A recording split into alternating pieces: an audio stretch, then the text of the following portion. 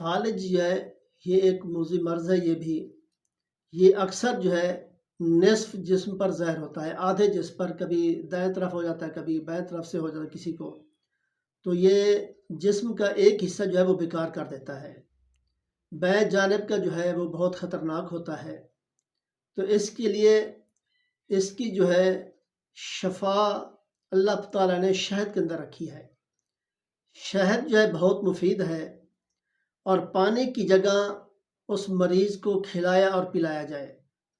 اور شربت بنا کر پلانا اور اسی کو چٹانا یہ بہت ہی مجرب ہے۔ اور بعض طب نے لکھا ہے کہ اس کو جو ہے لہسن جو ہے، ایک لہسن سے لے کر پہلے دن ایک، دوسرے دن دو، تیسرے دن تین، اسی طرح 40 لہسن تک 40 دن گزریں گے، 40 لہسن جو اس کو روزانہ کھلائیں، ایک ایک جو ہے پھلی جو ہے اس کو کھلاتے رہیں، اور 40 دن کے بعد پھر ایک ایک کم کرتے جائیں، تو انشاءاللہ یہ لہسن جو 40 دن بھی ختم ہوں گے تو اور اس کا مرض بھی ٹھیک ہو جائے گا۔ تو یہ جو ہے یہ بھی فالج کے لیے ہے اور لکوی کے لیے بھی ہے، یہ دونوں چیزوں کے لیے جو ہے یہ بہت ہی عمدہ اعلیٰ جو ہے اس کے اندر جو ہے اللہ نے شفا رکھی ہے۔ تو اس کے ساتھ ساتھ جو ہے ڈاکٹری کی علاج بھی اگر کراتے ہیں تو کراتے رہیں، مگر شہد دینے سے غافل نہ ہوں۔